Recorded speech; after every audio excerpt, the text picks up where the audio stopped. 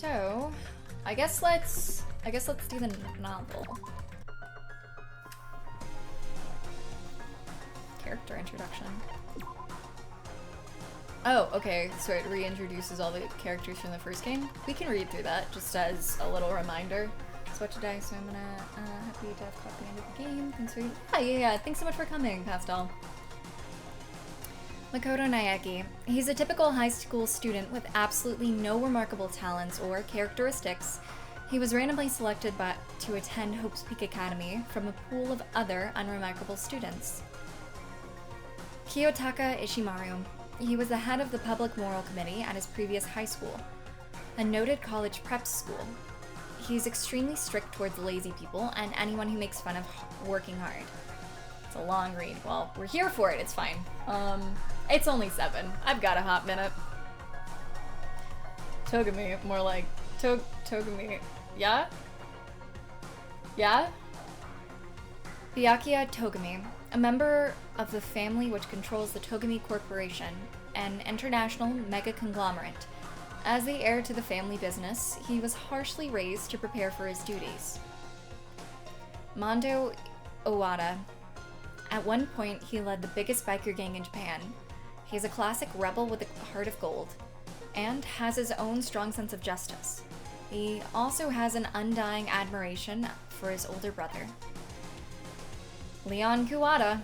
Despite his refusal to practice, he has enough natural talent that pro baseball scouts have already started courting him, whatever. Like romantically, it's fine. Even though he's kind of obnoxious, it's hard to hate him. Hifumi Yamada. He has a certain charisma within that fan fiction industry and is very proud of the following he's cultivated. At a local school festival, he sold over 10,000 copies of his latest creation, a stunning achievement by any measure. Yasuhiro Hagakure. He relies on his own intuition to form his predictions, resulting in an accuracy rate of about 30%. He's been held back a few times. Just a few. Listen, I blanked. So I just reversed. Okay, alright. Yeah, thanks so much for coming, Clockwork. It was great seeing you. Sleep well. A strong sense of sparkling justice. I'm crying. Sayaka Maizono. She's the lead singer in a world-famous pop group. Though she's the darling of a generation, she's managed to maintain her sweet, down-to-earth nature. Kyoko Kirigiri. She's the only student at the school whose ultimate talent is unknown. She carries an intense beauty, but her past and thoughts are shrouded in mystery. Ayo Asahina. She's a natural-born athlete. Her main focus is swimming. She has a smiling and but at her old school, she also competed in volleyball, track, and more. She's a smiling, enthusiastic nature that helps keep the others in high spirit. What does that say instead of I can't read what the donut box says. I know it's supposed to be like not Krispy Kreme or whatever, but I can't figure it out. It looks like CH Choco something? Toko Fukawa. Despite her age, she's already a successful novelist. In actuality, she has a personality disorder that manifests itself as the serial killer personality known as Genocide Jack. My girl, I love her. Sakura Ogami. Her father taught her martial arts since she was a little girl, and now she has become the strongest human being on Earth. Celestia Ludenberg. Her petite Lalita appearance belies a haughty temperament and a sharp, caustic tongue. She's a master of deceit, and her face is utterly inscrutable. She is Japanese, in case you were wondering. Junko Enoshima. She's a charismatic model who has graced the covers of the most popular youth fashion magazines. However, her true identity is... dun dun dun! Chihiro Fujisaki. She's very quiet, but has extraordinary talent when it comes to computers. Mukuro Ikasaba. Let me see a good comparison here. Yeah. okay. She's got kind of darker eyes. Which is weird, because Mikuru has lighter eyes. But when she's dressed up as Junko, they're a little bit darker. Whatever. A combat specialist who has mastered handling various weapons. Ever since she was a child, she has had a special interest in mystery stories and is completely engrossed in them. Oh my gosh. Okay, so I guess, is this about Mikuro, since she's on the, you know, title and actually is talked about, which is weird. Okay. The Button of Hope and the Tragic Warriors of Despair. Okay.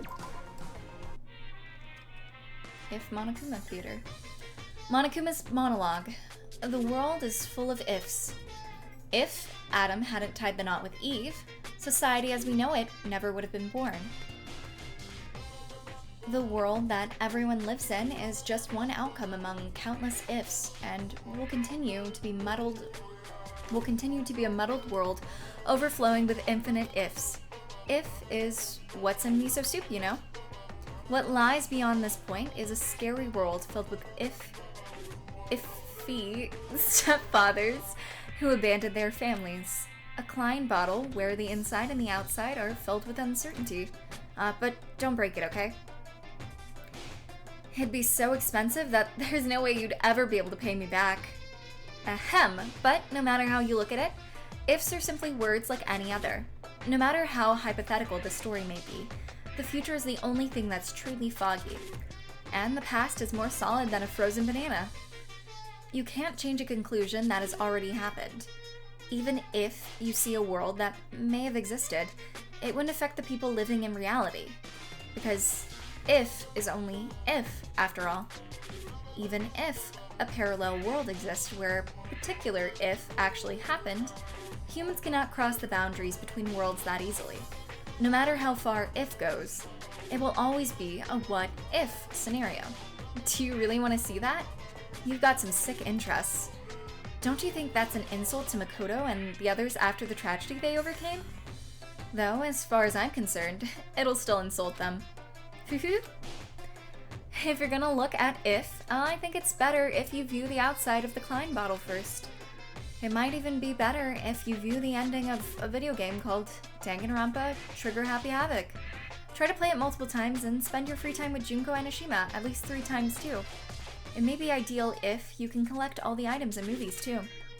But if you guys have come this far, I'm sure you've already done all that. I haven't, frick. I only spent 2 times with Junko.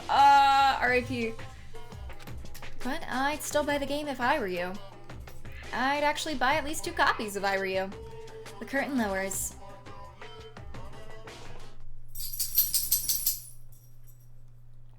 Thanks, Echo.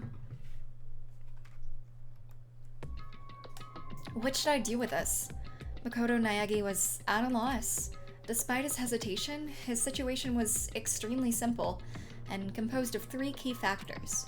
The first factor was that Makoto was currently locked inside a school. Hope's Peak Academy is a school for the privileged elite, and each student attending possesses ultimate talent. Makoto was chosen to attend Hope's Peak Academy by a lottery held to select the ultimate lucky student. When he arrived for his first day of school, he immediately lost consciousness, and when he woke up, he saw all the exits and windows had been sealed shut. The next factor was Monokuma, a mysterious robot bear being operated by the mastermind, and the announcement he made to all the students. "You'll be living your whole life in this academy," he declared. "If you want to leave, then kill someone and become the Blackened."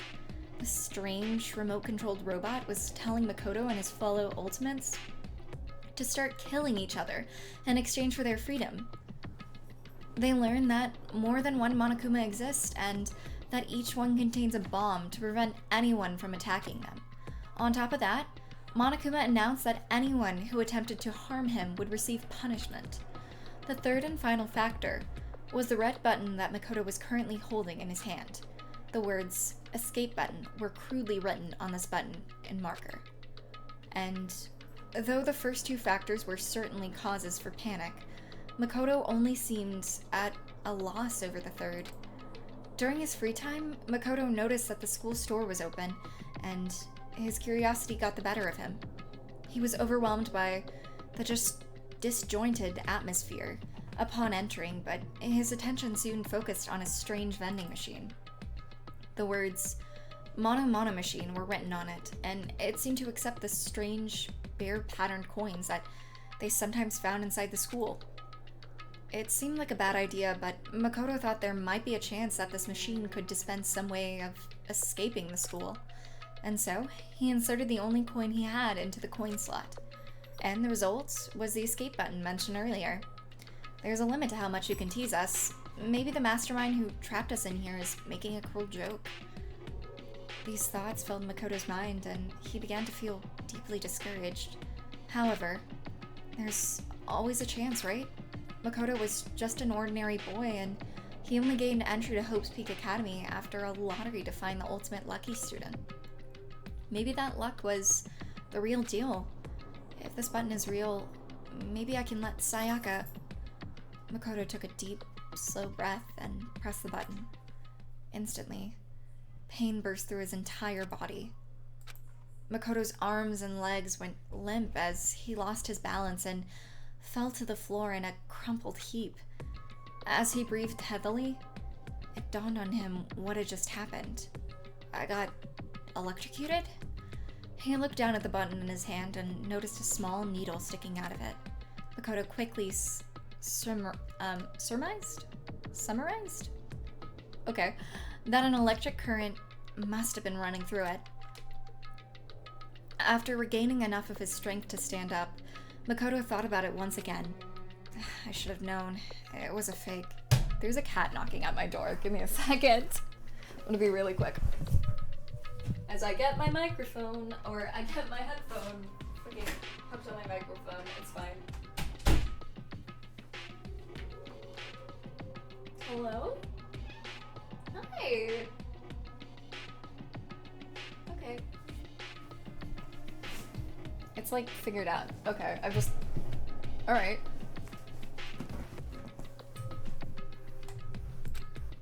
Just how sick and twisted was the mastermind? My head still feels a little woozy. I should go back to my room and rest today. With that in mind, Makoto walked out of the school store with slow, careful steps. But Makoto didn't know yet. If the escape button really was a fake, it would have been an act of mercy from the mastermind. A small, bear-shaped shadow began moving around inside the now empty school store. Yeah, thank you so much, Zaven. I really appreciate it. Have a great day. The shadow, Monokuma, stood before the mono machine and stared at it silently. But after some time had passed, he began to laugh, a cold, hollow laugh, utterly devoid of emotion.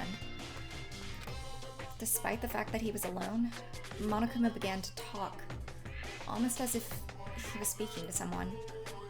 Perhaps Monokuma was talking directly to the mastermind, controlling him. I only put that in the mono machine because I thought it'd be interesting if one of the last few survivors happened to win it. But with a success rate of 0.000000001, I never thought anyone would actually win it.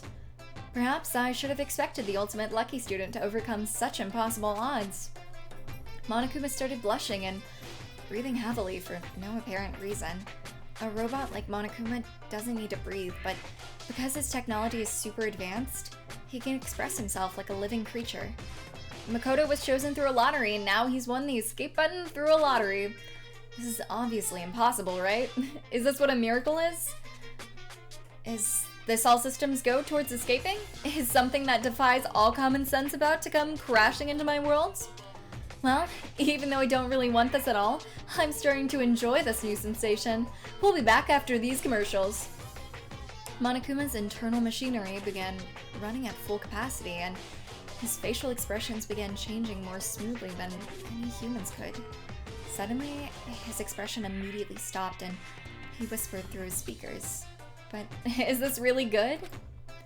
After muttering something so ominous, Monokuma's loud, screeching laughter rang jarringly throughout the room. The situation that was about to unfold contained two conflicting emotions in equal measure: hope and despair. The next day, nighttime. Student dormitory, Makoto's room. Makoto Naegi lay on his bed, desperately struggling with the despair and hope churning within him. Monokuma had forced the students to each watch a DVD earlier that day. Makoto showed a scene that suggested his parents and little sister were in danger, and he now found himself determined to leave the school. It seems the other students were forced to watch shocking videos of their own. Videos so shocking that they were now determined to escape the school too, even if it meant sacrificing someone to do it. However, it was obvious that these videos were part of Monokuma's trap. As long as a student killed someone, they were allowed to graduate and leave the academy. It seemed that the mastermind controlling Monokuma was hell-bent on making the students kill each other.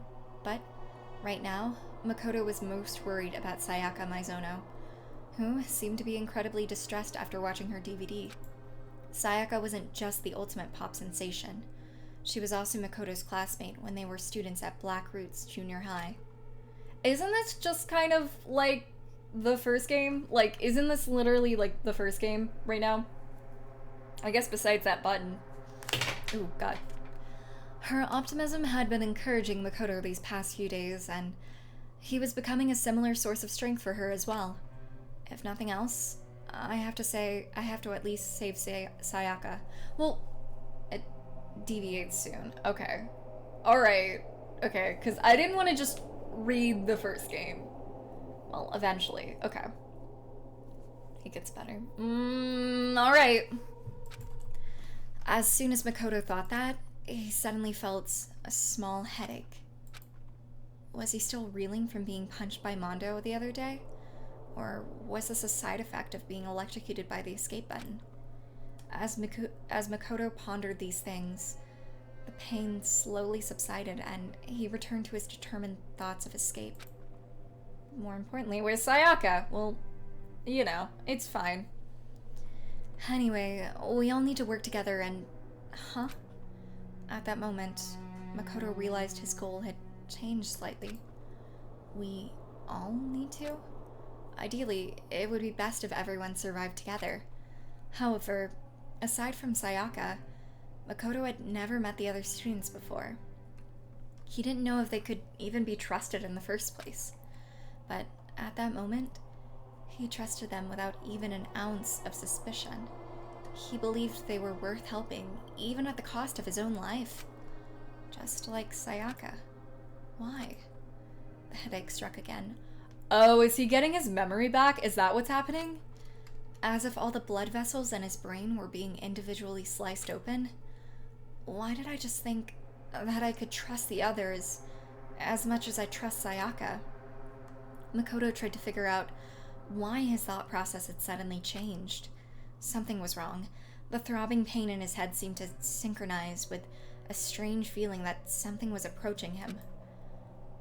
As a ray of light began to form within the dark recesses of his own mind, the doorbell rang. Someone's here? He quickly got out of bed, but that only made the headache worse. With no concern for his safety, Makoto carelessly opened the door to his room and came face to face with Sayaka. I'm really sorry to come by so late. Sayaka? The pain. What are you doing out so late? The moment he saw her face, the pulsating pain in Makoto's head began accelerating. He felt like his world was being torn apart from the inside out. Sorry to bother you, but something really weird just happened, and... Makoto? What's wrong? You don't look so well. Sayaka was pale and had been trembling when she came to Makoto's room, but she seemed surprised to see that his complexion was worse than her own. Yeah, I'm fine. It's just my head. Makoto couldn't finish his sentence. His eyes rolled back into his head as he lost consciousness and slowly fell to the floor. And Sayaka's beautiful voice let out a scream as she stood over Makoto's body. Llama Down Under, thank you so much for that, host, and welcome to the stream. I hope you're doing well. Anyone that is coming in through Llama, hello. My name is Alice. Right now we are just reading over Danganronpa If, because we just finished 3 at the moment. But I hope you guys are doing well.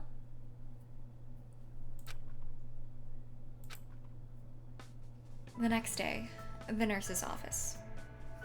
Sibyllus, welcome to the stream. I hope you're doing well. Did I say 3? I meant, oh god, sorry, I meant 2. We're on 2. This is not 3. I'm getting ahead of myself. Don't look at me.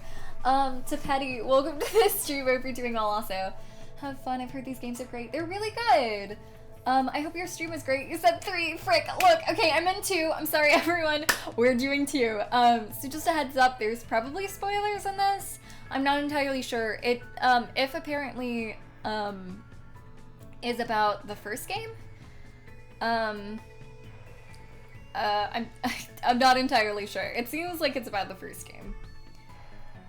Turbo, thanks so much for coming. Have a great night. Yeah, spoilers for 1. Kinda not spoilers for 2. Super Nori World, welcome to the stream. I hope you're doing well. I love that emote. That's such a cute little emote.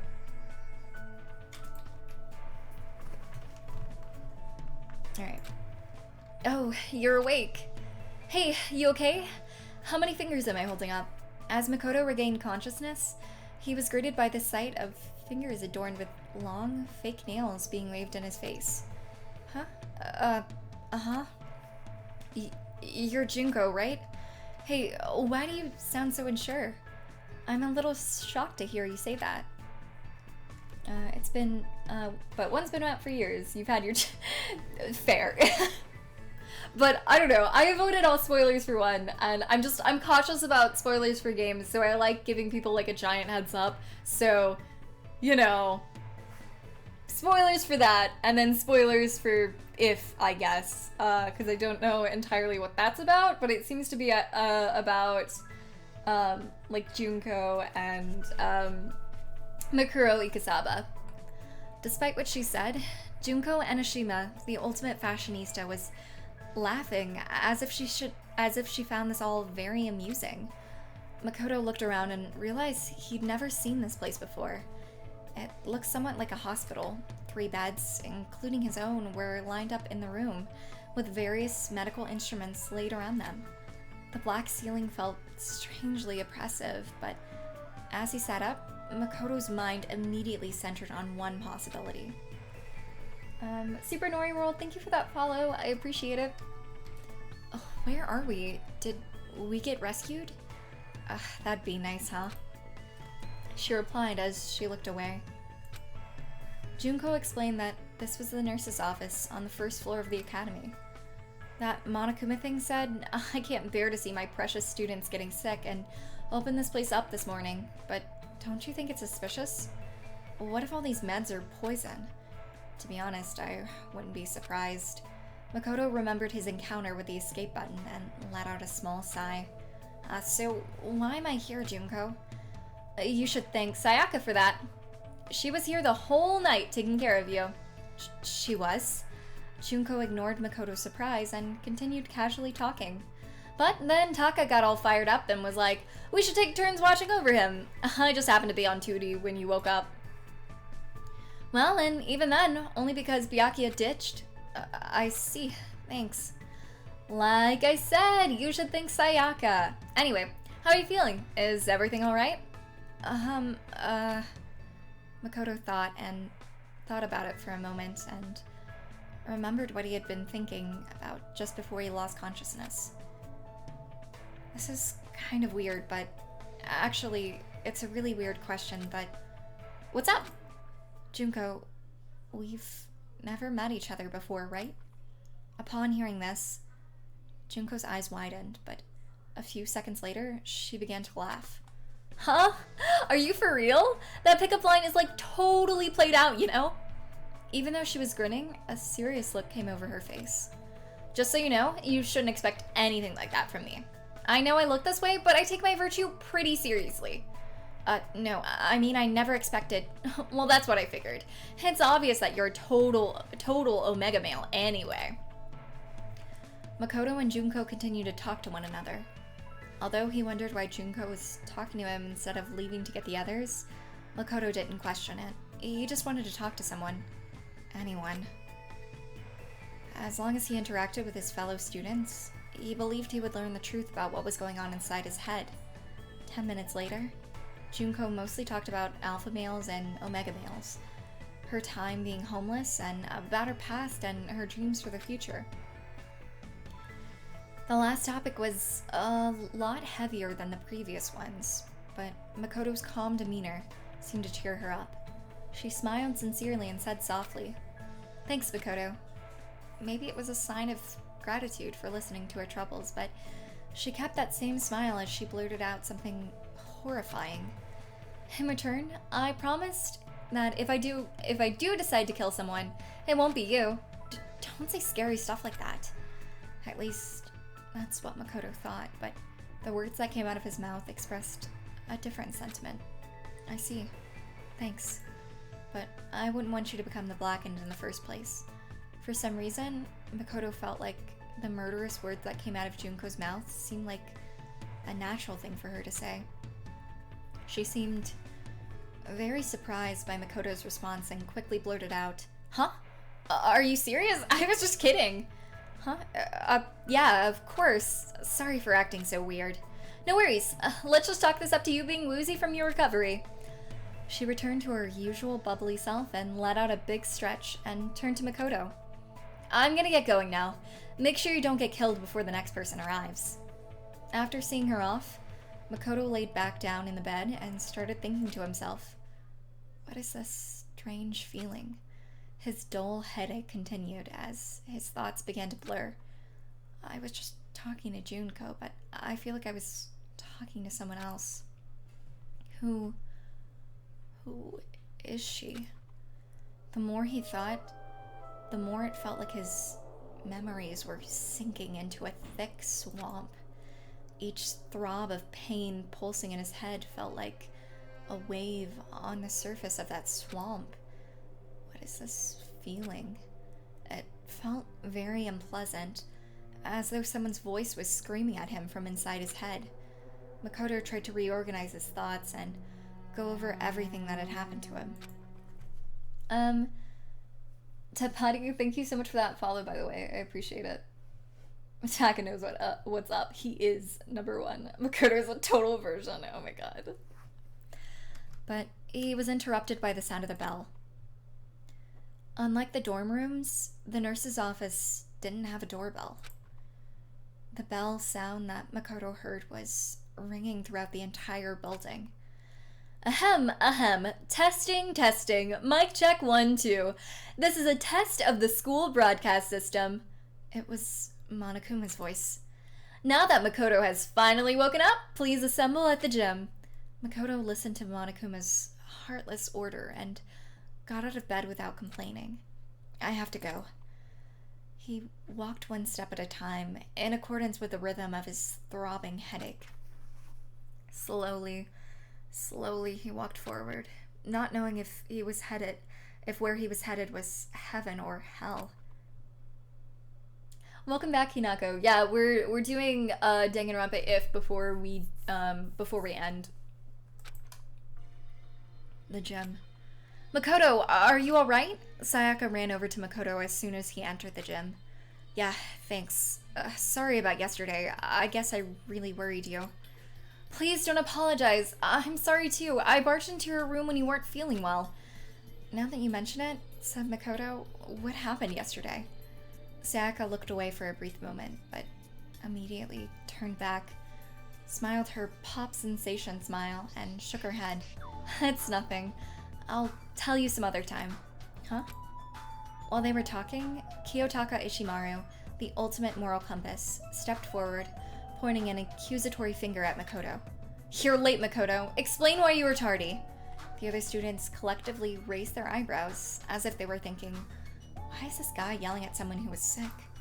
However, Makoto just smiled gently and answered him honestly. I didn't feel well, so I was resting in the nurse's office. Can you note that in the daily logbook? Suspicious.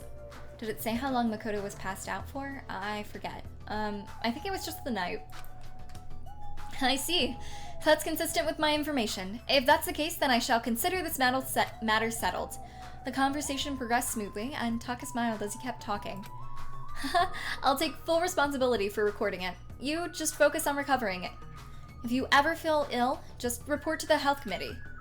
It seems we'll need to appoint health committee members after this meeting, though. Taka walked away, mumbling to himself as he opened a daily logbook he found in the academy supply room. Celestia Ludenberg, the ultimate gambler, saw the whole conversation and walked up to Makoto. Despite his unreasonable behavior, you knew exactly what to say to him. Huh? As soon as Celeste said that, it dawned on Makoto. It's true that he didn't feel well and that he had been resting in the nurse's office. But when Taka asked him why he was late, even though he should have already known the reason, Makoto didn't feel annoyed or disappointed at all. It was as if he expected Taka to say that. Makoto felt strange that he had accepted Taka's personality so quickly. He couldn't understand why he asked Taka to do something so unnecessary as recording it in the daily logbook in the first place. Why did I say that? It's like I was used to it. His response to Taka's demands came as naturally to him as breathing. Why? Every time he tried to think about it, his headache grew even worse. As Makoto struggled to think through the pain of his headaches, a black and white stuffed animal jumped out from behind the gym's podium and began twirling around as it spoke in a cheerful voice. Hey guys, is everyone here? It sounded like he was about to lead the students on a field trip, but not a single one of them had a smile on their faces. What is it this time? Are we gonna hijack a cruise ship and run into a gigantic worm? Of course, there was one exception. Yasuhiro Hagakure, the ultimate clairvoyant, still believed that their current situation was some kind of planned event. Monokuma just ignored him and continued to address the students with his adorable voice. Is this written by Monokuma to say adorable voice? And by Monokuma, I mean, Junko. Today, I'm gonna tell you about our wonderful academy system. System sure sounds like a great word, don't you think? It reeks of danger, just like a bear. I want you all to trample over the deaths of your friends and grow up to have hardened hearts. It's good to be a little naughty. I want you all to grow poisonous personalities. After making his nonsensical introduction, Monokuma moved on to the next topic. With this, he began providing a detailed explanation of the most vile system in the school. Gotta say, having to listen to Monokuma when you're not feeling well can't be fun. Yeah. The class trial. Now, you can't just kill someone. You gotta kill someone without anyone else finding out you did it. Monokuma talked about his horrible graduation program with casual indifference, but because a killing hadn't happened yet, his lecture didn't instill any despair in the students. As long as a killing never occurred, there'd be no point to the class trial, but no one could really say that a killing wasn't going to happen. As the students' suspicions began to rise, Monokuma continued explaining the class trial until... Wait, hold on a sec. As Monokuma began to explain the executions that would serve as punishment, one girl stepped forward. Junko? As soon as he saw how angry she was, the rhythm of Makoto's headache began to change slightly. You're friggin' insane, you know that? The girl continued to complain angrily. She seemed completely different from the smiling person Makoto saw in the nurse's office. Huh? Was Junko always like that? No, she's different. That's how Junko acts, but is that person really Junko? Huh? Wait, what am I thinking? As Makoto struggled with his headache and confusion, Monokuma and the girl continued to argue. What? Are you saying you're not going to participate in the trial? Only punishment awaits blasphemy. What punishment? I might, I don't know, throw you in a deep, dark, scary prison or something. Different. A strange feeling he felt just now directed at Monokuma. Prison? No, they aren't that kind. A series of images flashed in Makoto's mind, and at first he thought it was some kind of parade. But he quickly realized that was a mistake. What looked like lights were actually buildings engulfed in flames. The red decorating the scene seemed to have come from human bodies. Despair. It wasn't confined to the Academy, or even Japan. Images of worldwide death and destruction flooded Makoto's brain with every throb of his headache. I've seen this before? Besides the indescribable violence taking place in all these images, there was one thing they had in common. Who are they? They're rampaging terrorists wearing black and white masks were wreaking havoc in these images. They took everything: money, valuables, lives, families, dignity, the past, the future, and possibly even hope. The masks these terrorists were wearing perfectly resembled the face of the stuffed animal arguing with the student before him. Shut the hell up. Say whatever you want. I'm not going to be a part of this. Don't be so selfish. You're the one being selfish. Kill whoever you want. It's got nothing to do with me. The evil standing here before me. I'm trembling with fear, but I won't give in to such evil. It's my style to stick it out and resist till the very end. If you really want to get out of here, you'll have to go through me first. Monokuma swung his arms wildly as he charged at the girl with waddling steps. But the girl stomped on the self-proclaimed headmaster of the academy with ease. I don't know how to say that. Are you enjoying yourself now? Pinned beneath the girl's foot, Monokuma looked up into the girl's cold eyes and calmly asked, Are you? Huh? Violence against the headmaster, Monokuma, is not allowed. You violated a school regulation.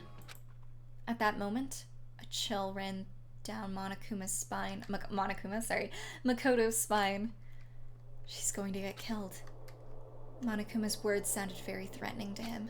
It wasn't a prediction or a guess. It was as if he knew the danger Monokuma posed from the start. If this continues, Junko's going to...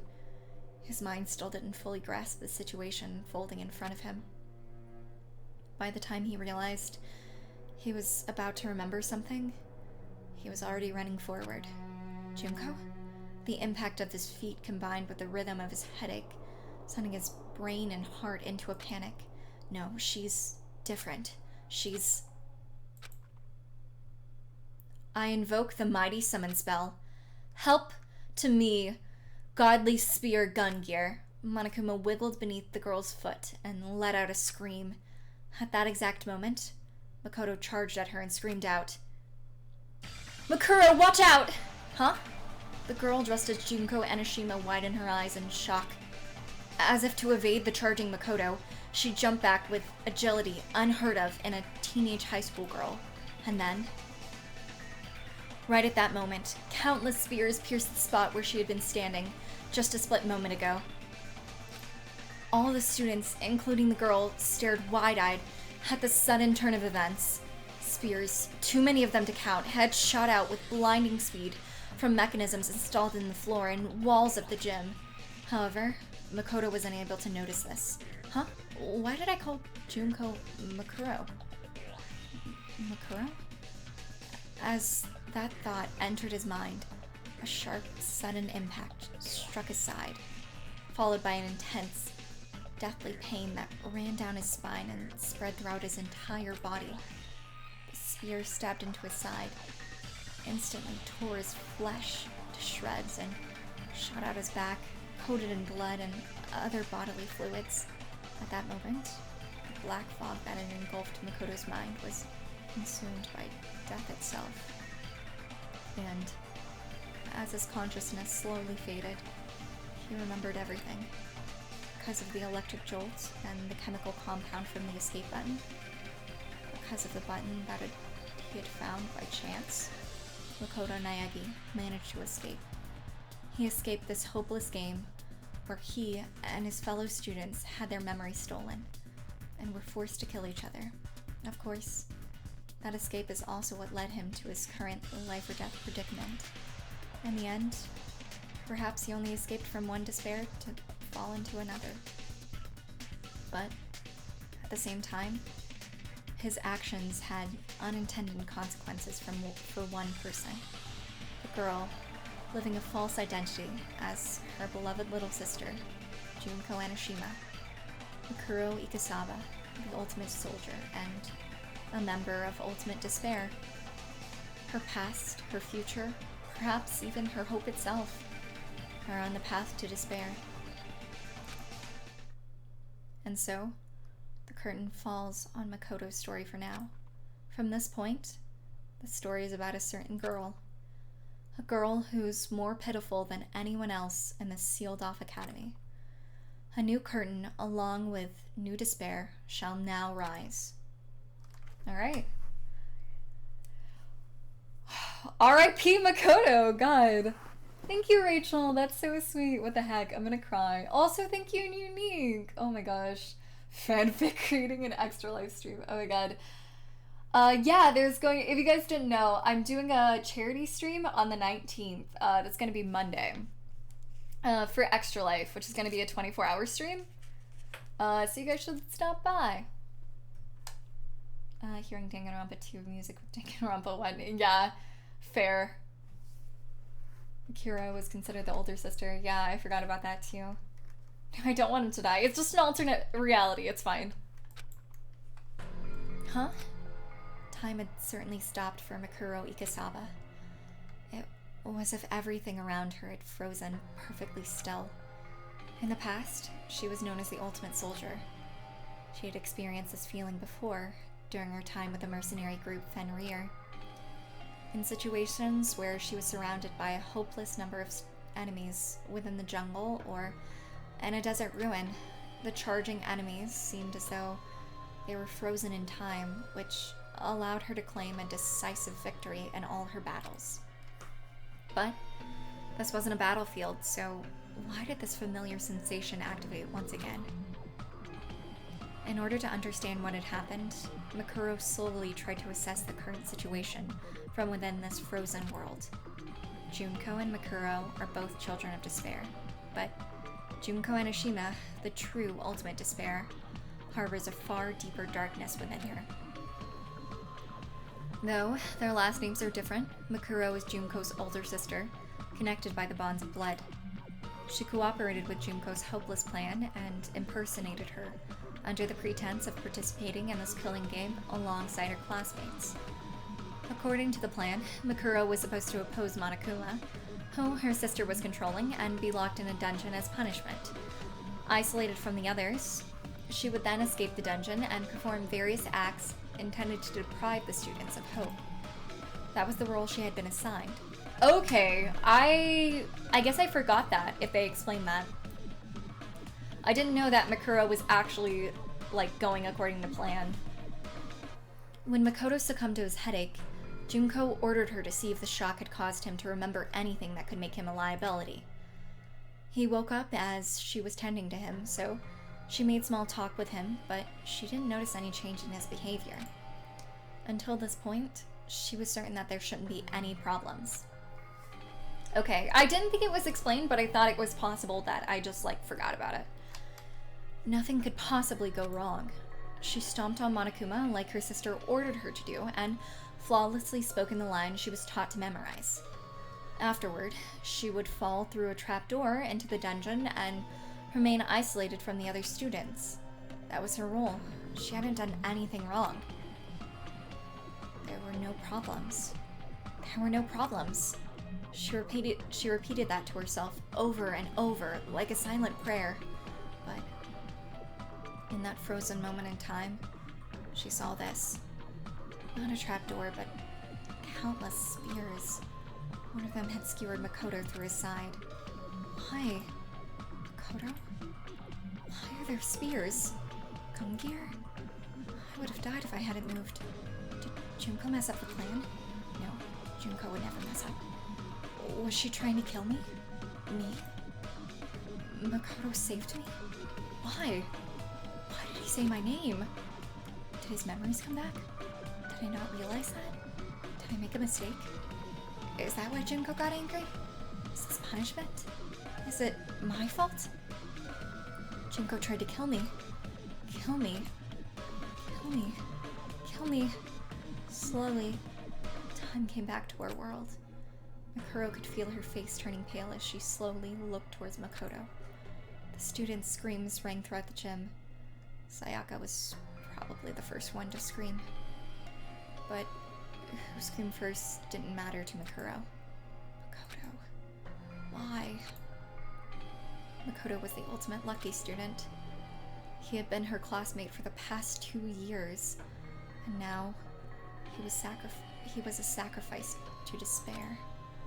Not long ago, he had given her an answer of sorts during their conversation in the nurse's office. He was just a pawn in the plan her sister had devised. But now, a feeling of doubt began forming in Makuro's mind. What did I want from Makoto? As her heart churned relentlessly, she continued to think. In return, I promise that if I do decide to kill someone, it won't be you. Was I impersonating Junko then? Or did I really mean that? When did I start feeling this doubt? Just now? The moment he saved me? Or when we spoke in the nurse's office earlier? Or when I first confronted him about this killing game before his memories returned? Or was it before even that? Makuro stood there, confused and overwhelmed as Makoto slowly opened his eyes, the spear still impaling him through the side. Makuro? Makoto, are you okay? Makuro was no longer impersonating the ultimate fashionista. Looking up from the floor of the gym, Makoto asked, "Why are you dressed up like Junko?" He was smiling. Maybe he couldn't feel the pain anymore. Or maybe he was being affected by something else. But regardless, Makoto ignored the fact that he was dying just to give Makuro his warm smile. I'm glad you're safe, Makuro." As soon as she heard Makoto's weak, fading voice, something inside Makuro snapped. From within the shell of despair she had built up, an intense emotion began flowing out. No, this is all wrong. She couldn't hold back that emotion any longer. No! And for the first time in her entire life, Makuro unleashed a scream into the world. As Makuro fell to her knees and clutched her head, a small shadow started walking towards her back. The stuffed animal that had been under her foot. Monokuma. His claws were extended, as if he was no longer walking with his usual waddle. Instead, he moved like a beast, silently stalking its prey, as he slowly advanced within his target's blind spot. As he inched closer to Makuro, Monokuma raised his razor-sharp claws, crouched on his haunches, and suddenly leapt toward the back of her neck. However, just before those claws could reach the paralyzed Makuro, a dark shadow moved in from the side and swatted those claws away with one blow. Is it Sakura? His lunge deflected. Monokuma was sent flying through the air, spinning wildly before crashing into the wall. What are you trying to do? Sakura Ogami, the ultimate martial artist, had just prevented another tragedy. She stood before Monokuma and addressed him in a loud, booming voice. Not only did you attempt to kill Junko for violating school regulations, you even attacked Makoto, who had nothing to do with this. If you plan to continue acting in such a savage manner, there is no reason for us to play along with your game. Byakuya Togami, the ultimate affluent progeny, smirked condescendingly at Sakura. Fool. One can say you've now violated school regulations with your senseless actions. He looked as if he honestly did not care if his fellow students lived or died. Well, she merely deflected the headmaster's attack just now, so I don't think it truly counts as an act of violence. Like Byakuya, Celeste seemed unfazed as she chided him over his words. However, the banter between the two was enough to stir the stunned students into action. Makoto! Sayaka was the first to run towards Makoto, who lay bleeding from his stomach. But Monokuma stopped her, shouting in a tone of voice that seemed completely out of character. "Be careful, don't get too close to those two." "Huh?" Startled by Monokuma's desperate tone, Sayaka and the others stopped moving almost instinctively. The students looked around at each other. Instead of his usual playful gait, Monokuma walked towards them with deliberate, methodical steps. And then, he suddenly blurted out something that took everyone, including Makuro Ikasaba, by surprise. "I'm sure you're probably confused by this sudden turn of events, but I want you guys to work together." As Makuro slowly turned her head towards Monokuma, he pointed at her and yelled, "Makuro Ikasaba and her accomplice, Makoto Naegi, are the terrorists responsible for locking you all inside this academy." Once again, time stopped for Makuro, but this time, she wasn't the only one affected. Everyone seemed to be frozen in shock. After a few seconds of silence, Aoi Asahina, the ultimate swimming pro, spoke first. "Huh? You're kidding, right? I mean, Makoto is a terrorist? That's impossible. And who's Makuro, anyway? I mean, that's Junko," Monokuma began slowly explaining to Aoi. "The real Junko must be imprisoned somewhere in the school. Worst case scenario, she might be killed. Makuro must have researched which one of you would be easiest for her to impersonate and hid among you all by pretending to be her. She was probably trying to make sure the killing game went smoothly." Suddenly, Monokuma's hands and feet began jerking in an awkward motion as he looked at the other students and introduced himself. "Okay.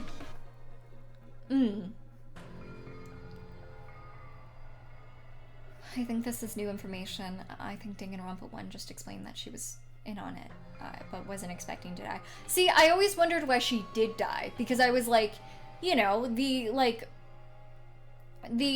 ultimate, God, what is she? Just her ultimate, it doesn't seem like she would, be the type to be, you know, caught off guard by that. Like, so it makes sense that she was going, like, according to plan and expected something to happen, you know? This wasn't supposed to, or something like that when she got killed, so it kind of implied that there was a plan. Okay, that makes sense. When I read that, I was like, oh yeah, he's still dying, yeah. Yeah, well, I don't know. I think they might believe that because they don't know each other, besides Sayaka knowing Makoto, you know? This was written by Ryogo Narita, who did... Oh, interesting. That is interesting. I actually haven't seen either of those, though. I think that's not mentioned in Danganronpa 3 anime. Okay. Okay. I'm Besishiki Madurai, the ultimate hacker. I'm your upperclassman. I hacked into the academy from the outside, and I was finally able to take control of Monokuma's body just a while ago. Take control? From who? From the head of the terrorist organization that's controlling this robot from the outside. What? What are you saying, Junko? Makuro trembled as she heard the words coming out of Monokuma's mouth. For a brief moment, she clung to the hope that her sister wasn't trying to kill her, but as soon as that hope was born, it was immediately consumed by despair. Junko had the power to transform hope into despair. She would never let anyone hack her that easily. There was only one explanation. Junko Enoshima was pretending to be someone named Besishiki in order to frame Makuro and Makoto. It was as though Junko was using Makuro's survival as a branching path to lead the students to a different despair. Monokuma continued talking, telling the students more lies designed to prod them into action. On your first day at Hope's Peak Academy, you guys were exposed to sleeping gas, knocked unconscious, and taken hostage. Makuro and Makoto are probably the only operatives that the terrorists sent inside the school. That means they probably know how to escape from here. And then Monokuma turned to face Makuro. Makuro Ikasaba was a member of a mercenary group called Fenrir. She's a wanted criminal who's killed over 10 people associated with the school. over. It sounds like it should be 10,000 when you say over. So don't get soft and think you can capture her alive. In fact, that's exactly what the cops told me. So the moment I saw an opening, I tried hacking the trap they set and tried to kill her. But what about Makoto? Monokuma gave a cold, emotionless answer to Sayaka's question. My guess is that a measly little ultimate lucky student didn't stand a chance of defying a group like Fenrir. He was probably threatened and forced to cooperate before you entered the school. Or, judging from his earlier actions, maybe Makuro seduced him. Sayaka's face went pale when she heard that answer, and she immediately stopped talking. Makuro raised her head and shouted, "You're wrong! Makoto isn't a terrorist! You all have to believe me!" The whole gym fell silent, and then, as if he was speaking for everyone there, Taka stepped forward and nervously asked, "Hold on. What do you mean Makoto isn't a terrorist?" It sounds like you're saying that there's no doubt that you, in fact, are a terrorist. I ask that you correct yourself at once and say we are not terrorists. Celeste began expressing her own doubts as well. It is strange. Does it not seem odd that she is so protective of someone we all just met a few days ago? Makuro stood in silence. The others' faces began to fill with suspicion and doubt as they realized they weren't looking at the real Junko Anishima. Byakuya pushed up his glasses and began coldly pointing out what seemed out of place to him. I heard that fool Makoto, or whatever his name is, call you Makuro instead of Junko. How would Makoto know that your name is really Makuro if he met you not that long ago? That's... I've also heard of Fenrir, continued Byakuya. As I recall, its members have a tattoo somewhere on their bodies. Instinctively, Byakuya's words put Makuro into a calm state of mind. In hostile situations, her defensive reflexes as the ultimate soldier often manifested themselves. Makuro's tattoo was on the back of her right hand. She wondered how she could hide this from the other students without also calling attention to it. But in the end, this concern was in vain. If the police's records are right, she should have a tattoo on the back of her right hand, as Monokuma freely divulged that information. All right, cried Taka, his voice filled with enthusiasm. Show us the back of your right hand and prove your innocence. Monokuma dispensed another unnecessary remark. Make sure you look real close. She might have covered it up with foundation. Junko had ordered Makuro to hide her tattoo with foundation, so Monokuma's information was entirely true. There was nothing Makuro could do except stay quiet. However, she wasn't staying quiet because her identity was about to be exposed. She was struck by the realization that her sister was completely serious about pinning this on her. Why the hesitation? Shouted the foolishly honest Taka. As my classmate, I have complete faith in you. From behind him, Hifumi Yamada, the ultimate fanfic creator, murmured to himself as a cold sweat ran down his cheeks. Well, look at that. I guess this is what they call a checkmate, huh? Why don't you just fess up already? In contrast to Hifumi, Mondo Owada, the ultimate biker gang leader, was royally pissed. However, there were some students who were busy questioning Monokuma instead of Makuro. Hey, you're not coming to save us, shouted Leon Kuwata, the ultimate baseball star. You should hurry up and charge in here already. Monokuma looked at Leon and shook his head softly. The police can't help you right now. Not only are you guys hostages, it's possible that the entire school has been rigged with explosives and poison gas. I hacked into this Monokuma robot to investigate that for myself. Then, what about everyone on that DVD? What about everyone outside the school? Asked Sayaka. The memory of the DVD she was forced to watch yesterday still weighed heavily on her mind, but Monokuma didn't have a clear answer. I don't know anything about any DVDs, but there are definitely terrorists causing havoc out here. Law enforcement around the world is in shambles trying to deal with this. That's impossible. Sayaka shuddered and collapsed to her knees. Sayaka? Next to her, Chihiro Fujisaki, the ultimate programmer, was unsure about what she should do. Wait, let me see what we were just talking about really really quick. I'm taking breaks because I need to like catch my breath a little bit. Favorite ship in the franchise?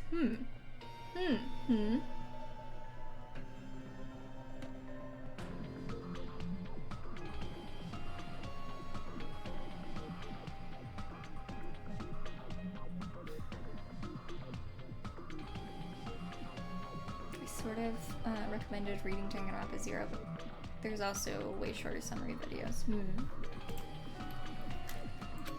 Behind her, 2 other girls stood silently. The first was Tokofu Kawa, the ultimate writing progeny. She seemed to be trying very hard not to look at Makoto as he lay bleeding. The other was a quiet girl who hadn't talked about herself much, named Kyoko Kirigiri. Unlike Toko, Kyoko was watching everything intently, as if she were studying the scene of a crime. From Makoto's breathing patterns to subtle changes in Makuro's facial expression, nothing was escaping her attention. Suddenly, Toko began nervously talking to Sakura. So anyway, let's just say that Makuro woman, or whoever over there, is a terrorist. Hurry up and beat her to death or something. We don't know about that yet, said Sakura. My fists do not mete out justice based on simple speculation. I'm like actually really hot right now. I don't know what's going on. Like getting hot flashes or something. I want to read the novels too, but I got tired of the one in Dangan Ultra Despair Girls real quickly, and I want to continue that first before fair. Did I miss the trial? Yeah. The past broadcast is there though, but thanks video games, welcome to the stream. I hope you're doing well. A little bit about Zero, but haven't gotten around reading it or watching videos of it. Right now being a fan of Hero. Does Zero have something to do with that? Or is Hero in the one in Ultra Despair Girls? Sakura tried to get near Makoto to examine his wounds, but Monokuma stood in her way, shouting, "Don't come any closer!" This meant that Makuro was the only one who could get close to Makoto. She had ended countless lives on the battlefield. She knew from experience. If she didn't treat Makoto's wounds, he would die.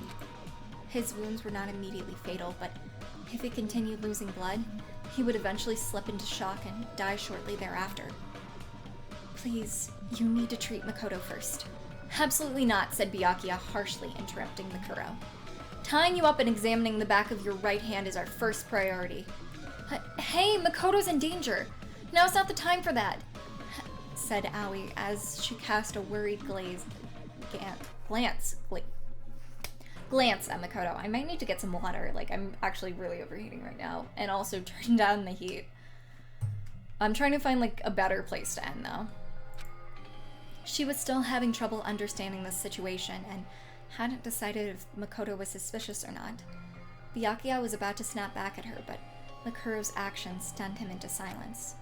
She took a deep breath and then Makuro removed the blonde wig from her head, where there were 2 long blonde pigtails only a moment before. There was now short black hair. She cleared her face of all emotion, and when she spoke, her voice rang throughout the gym. I'm not Junko Anishima. My name is Makuro Ikasaba. The students stared, wide-eyed at her open confession. All she did was remove her wig and clear her emotions, but in doing so, the person students had recognized as Junko Anishima vanished from their sight. The terrorist that had taken her place continued to speak in a calm, stoic tone.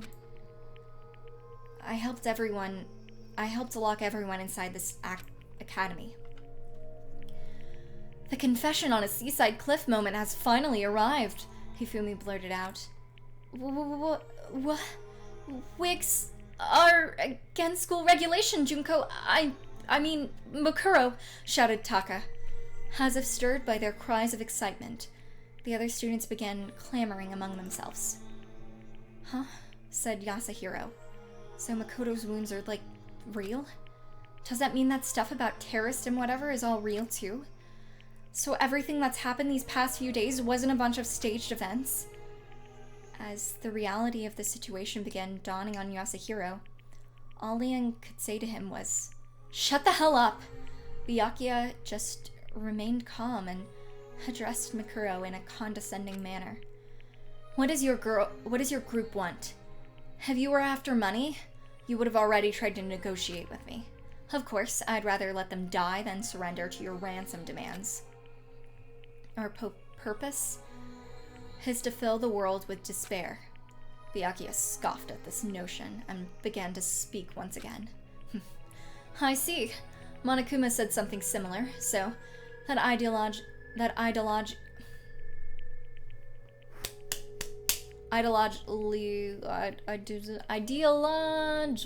whatever.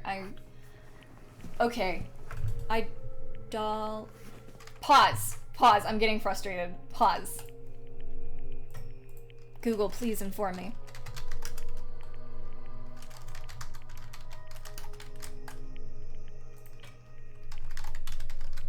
I lost my ability to say this word. Ideology. My ideology. Oh my god, I can't do it.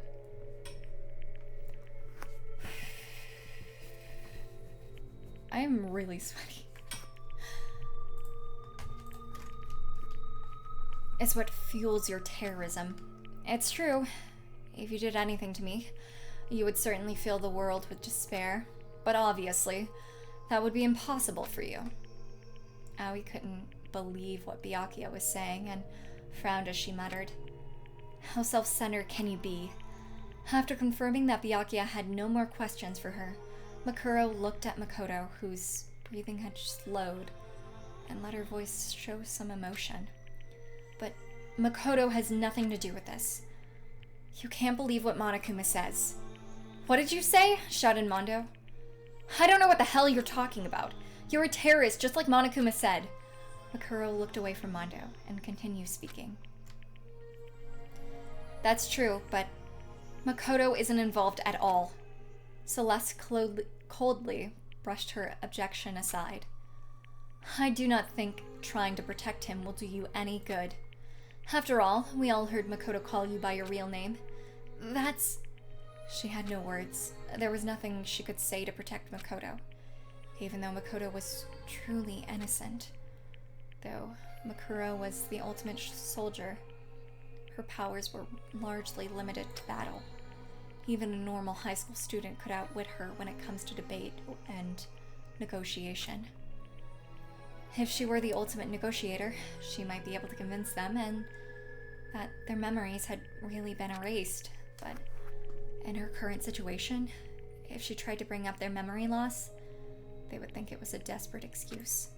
Even Mikuro knew that. But even if she didn't know what to say, she still knew what to do. Right now, we need to treat Makoto first. And then she started walking towards Makoto as if nothing had happened.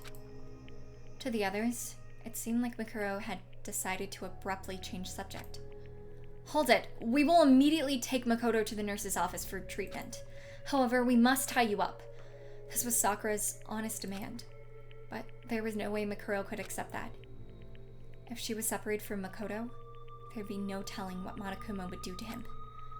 And between Mondo's hot temper and Byakuya's cold heart, Makoto could easily sustain further injuries under the pretense of negotiation. Furthermore, among these students, Mikuro knew she was the only one who had experienced treating wounds due to her time with Fenrir. After mulling that over, she narrowed her eyes and went silent. Her mind was made up. She was determined to fight her way out of here and escape with Makoto. I apologize, but I need you to fall asleep right now. As she said that, Sakura instantly positioned herself behind Mikuro. She was completely within her blind spot. To a normal person, it would seem like Sakura had suddenly vanished. After moving faster than any human being could, Sakura's equally fast hands launched a blow towards the back of Makuro's neck. However, sorry Sakura, but I need to get out of here. Makuro parried Sakura's fist with a spinning roundhouse kick. Ugh. Sakura raised an eyebrow at the unexpected counterattack. Makuro tried to use the momentum of her kick to sweep Sakura's feet from under her. However, Sakura dodged and instinctively struck back against Makuro's pivot leg. But Makuro was faster and jumped up, aiming a tornado kick at Sakura's chin.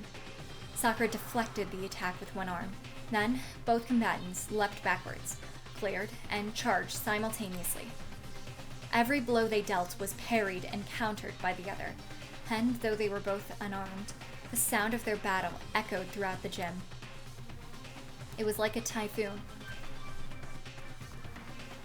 One could say a titty typhoon.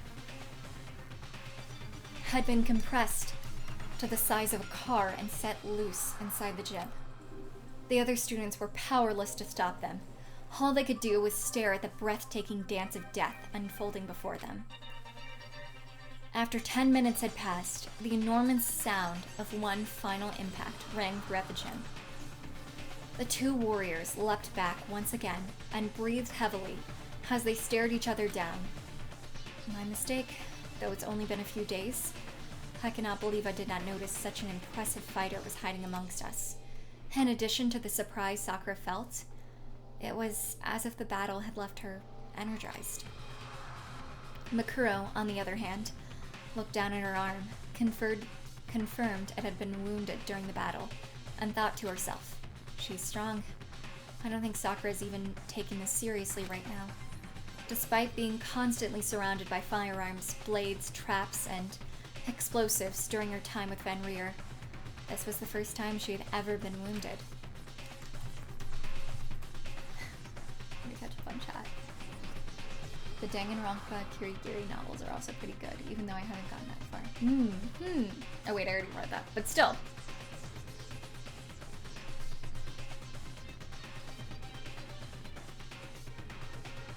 Two whole titties. Foxy, welcome to the stream. I'm doing well. I hope you're doing well too. Can I get a shout out for little Foxy, please? Thank you for the beds also. Hold them close. Oh, thank you. You're okay? Thanks so much for popping in. It's great to see you. And everything is going good. Thank you so much. Makuro was powerless before the might of the woman known as the ultimate martial artist. I'm the strongest woman in the world. Just as I thought. Can't beat Sakura with my bare hands alone. If she had been directly ordered to kill Sakura, Makuro would have opted to either snipe her from a distance or poison her. At this close range, she would need an assault rifle just to stand a fighting chance. I don't have time for this. Yeah, thanks so much for coming though. It was great to see you. Sleep well. She looked at Makoto and confirmed that his breathing had grown even shallower. I need to hurry. But at that moment, she had no one to turn to for help. Suddenly, Makuro had an idea. It was true that gaining an ally in this situation was impossible. However, she could still turn one person into her enemy's enemy. Makuro took a deep breath before she charged at Sakura. Then, she immediately feigned and charged at a different girl, Toko, who had been cowering in fear from the battle between Sakura and Makuro in the corner of the gym. This is bad. Sakura was caught off guard and tried to run after her, but Makuro was one step ahead and reached Toko first. Huh? Why me? I'm sorry. Wait, hold on. Makuro jabbed Toko in her solar plexus, and she fell into her arms. Taka and Aoi yelled out in shock. This is bad. She plans to use Toko as a hostage. Toko! I'll try to pop in more when I'm not so... That's so sweet. Thank you. I appreciate you just popping in at all. Rascal, welcome to the stream. I hope you're doing well. If that's what I'm reading. In contrast to their shocked faces, the Byakuya just snickered and coldly remarked, You fool. Do you really think we care if you take someone we just met a few days ago as your hostage? Makuro just softly glanced at Byakuya and replied, You didn't meet her a few days ago. What did you say? You met her 2 years ago.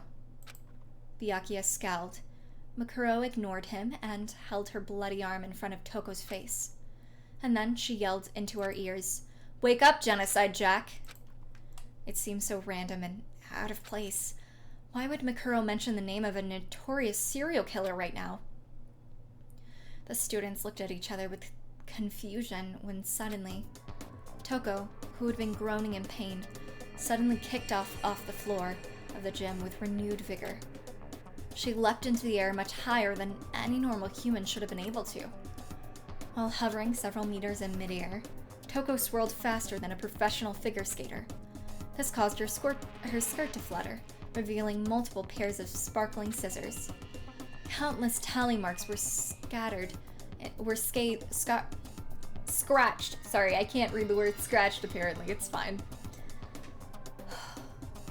How did you like Danganronpa 2? I loved it. Oh my god, it was such a good ending. I love all of my children so much. Countless tally marks were scratched into her legs, like a kill count carved into a fighter jet.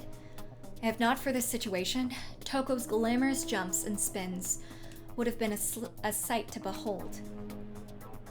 The girl formerly known as Toko Fukawa cackled wildly. Oh my god. Maybe I am having a stroke. God. The girl formerly known as Toko Fukawa cackled wildly, her red eyes sparkling as her absurdly long tongue flopped out of her mouth. You called for me, and so I appear. I've got a murderer, IOU for YOU. Toko? The situation had changed so drastically that even Sayaka, who was silent until now, spoke up. Hey, you flash in the pan. Don't treat Genocide Jack like that depressing little Four Eyes. That dirty girl doesn't bathe herself at all, so I gotta put in 5 times the effort to rub myself down in the shower. Ugh. Toko's sudden change in personality sent the students clamoring among themselves. Hey, Leon yelled. What the hell does that mean? Monokuma just shook his head. There are some things even I don't understand. The students continued to panic at the strange turn of events. Toko, now calling herself Genocide Jack, took out a set of scissors from under her skirt and snipped them with glee as she looked around the gym. God, I might not be able to continue reading this. I really wanted to get it done, but I'm stuttering a lot just because I've been reading all day. Huh? And it's been a while since I got to stretch my legs. So, what were you guys gonna do here at the gym while I was snoozing away? Have an orgy? I understand. I totally understand. You guys need me to cut up your clothes so you can feel even naughtier. Yeah, right. Why the hell would I do that for you guys? My scissors are only meant for cutting the supple, tender flesh of adorable boys. Genocide Jack was causing a ruckus, but when she saw Makoto laying on the ground, she tilted her head once again. Huh? Big Mac? You're, totally about to die. What's the deal? Did the world fill you with so much despair that you all came here to commit mass suicide? That's so hot, but why are you starting without me? Toko? Cried Aoi. Get a hold of yourself. It's probably a bit long to read in one night, yeah. I'm gonna get to a stopping point and we'll end there. Genocide Jack ignored Aoi and let her emotions run unchecked, jumping and dancing with excitement as she held her scissors. Jeez, I wanted to stab Big Backside myself! The spot right here where the ribs are kind of showing already. He's not even screaming right now, though. What does that mean? Oh well, maybe I can just get used to this feeling of alienation instead. I have no idea what's going on anymore, shouted Yasuhiro. This is all that alien's fault. Yasuhiro buried his face into his arms, but no one was paying attention to him. There's 150 pages. Oof. 3 chapters and an epilogue. Does anyone know what chapter I am? Does it say the chapter, or is it the little diamonds? I thought it was. Oh, you're okay, Rachel. The students' attention was entirely focused on Genocide Jack. Using that to her advantage, Mikuro began sneaking over to Makoto. As she cautiously picked him up, she confirmed that his body temperature was starting to decrease. I can still make it in there. I can still make it there in time. But yeah, probably those diamonds that I forgot about. Okay. It looks like chapter 2. Okay, we'll probably just do chapter 3 tomorrow. Though she was carrying another person, Mikuro managed to soften the steps of her footsteps as she ran for the gym's doors. You're like a third of the way. Okay. By the time the students heard Makuro open the door, it was already too late. She had managed to escape the gym with Makoto. However, not everyone was unaware of what Makuro was doing. Monokuma saw her movements out of the corner of his eye, but chose not to tell the students. And one other person, Kyoko Kirigiri. She saw Makuro carry Makoto away, but did not inform the others as she watched them leave in silence. As everyone wrestled with their own personal thoughts and speculations, Hope's Peak Academy began walking a path towards a completely different chaos. Okay, well, I'm there. Can I... Insert bookmark. Cute. Okay. So it's like a way of saving. That's nice. This is interesting.